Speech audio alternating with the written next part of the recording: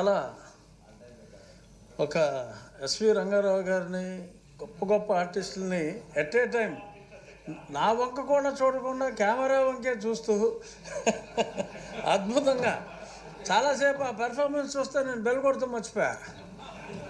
ఇప్పుడు జగదీశ్వర్ గారు అలాగా.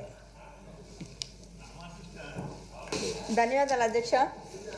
క్లుప్తంగా కూటమి ప్రభుత్వం అధికారంలోకి వచ్చిన తర్వాత ప్రవేశపెట్టినటువంటి మొదటి పూర్తి స్థాయి బడ్జెట్లో సంక్షేమానికి అభివృద్ధికి హామీలు అమల్లో మంచి ప్రాధాన్యతనిచ్చి ఈ బడ్జెట్ని ప్రవేశపెట్టడం జరిగింది అధ్యక్ష.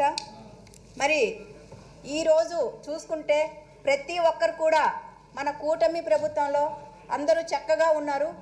రైతులే కాదు, తర్వాత ప్రతి ఒక్కరు కూడా ఉద్యోగస్తులు, కార్మికులు అందరు కూడా కూటమి ప్రభుత్వంలో చక్కగా ఉన్నారు అధ్యక్ష.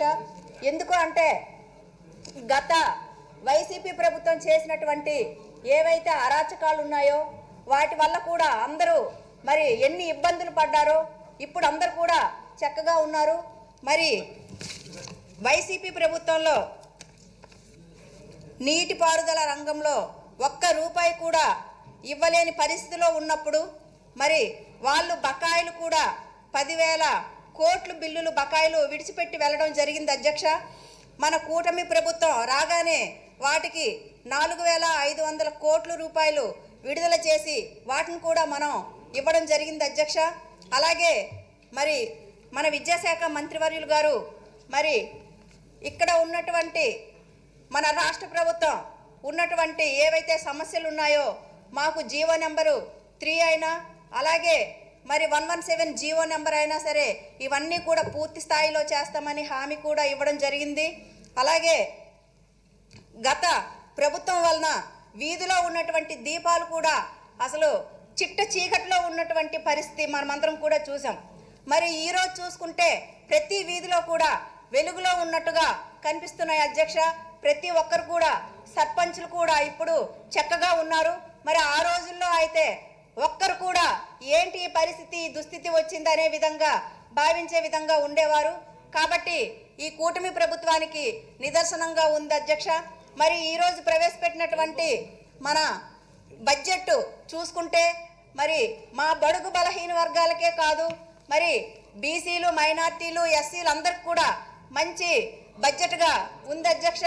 కాబట్టి మరి ఈరోజు చూసుకుంటే పల్లె పండుగలో కూడా 30,000 పనులు శ్రీకారం చుట్టడం జరిగింది అధ్యక్ష. మరి ఇవన్నీ కూడా మరి ప్రతి ఒక్క గ్రామాల్లో రోడ్లు కానీ, సీసీ రోడ్లు కానీ, డ్రైనేజీలు కానీ సమస్యలు లేకుండా చేయడానికి మన కూటమి ప్రభుత్వం ముందుకు సాగుతుంది అధ్యక్ష.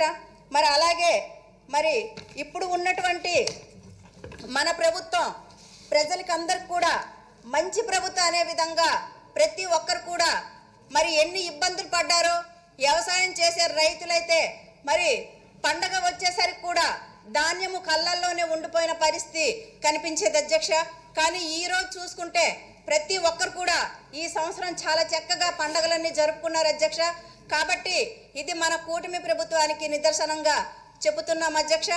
మరి ఈరోజు చూసుకుంటే ప్రతి ఒక్కరూ మరి అలాగే కార్మికులు కూడా ఇసుక వలన ఆ రోజుల్లో ఇసుక లేకపోవడం వలన ఎన్ని ఇబ్బందులు పడ్డారో, ఎన్ని కష్టాలు పడ్డారో మరి ఈరోజు చూసుకుంటే ఇసుక ఫ్రీగా ఇవ్వడం వలన ప్రతి ఒక్కరు కూడా మరి అందరూ చక్కగా వారి పనులు చేసుకుంటున్నారు అధ్యక్ష. ఎందుకంటే ఈరోజు మరి వాళ్ళు చెప్పుకునేది ఏంటంటే గతంలో చూస్తే ఒక్క రూపాయి కూడా మాకు పని దొరకపోగా ఈరోజు చూసుకుంటే మరి ప్రతి ఒక్కరు కూడా ట్రాక్టర్లతో తెచ్చి ఇసుక వాళ్ళంతటా వాళ్ళే తీసుకెళ్లి చక్కగా అక్కడ పనులు చేసుకుంటున్నారు. కాబట్టి అందరు కూడా ప్రతి ఒక్కరు కూడా మన కూటమి ప్రభుత్వంలో చక్కగా ఉన్నారని మరి దీనికి నిదర్శనం అధ్యక్ష. అలాగే మరి ఈరోజు చూసుకుంటే ఈ బడ్జెట్ మరి మహిళలకు కూడా ఎంతో చక్కగా ప్రవేశపెట్టినటువంటి బడ్జెట్. మరి ఇవన్నీ చూసుకుంటే మరి ఎన్నడూ లేనట్టు విధంగా ఇంత లోటు బడ్జెట్లో ఉన్నప్పటికీ మరి ఇంత మంచి బడ్జెట్ ప్రవేశపెట్టినటువంటి మన ముఖ్యమంత్రి వర్యులకు అలాగే డిప్యూటీ సీఎం గారికి అలాగే ఆర్థిక శాఖ మంత్రి గారికి ధన్యవాదాలు తెలియజేస్తూ ముగిస్తున్నాను అధ్యక్ష. చాలా సంతోషం.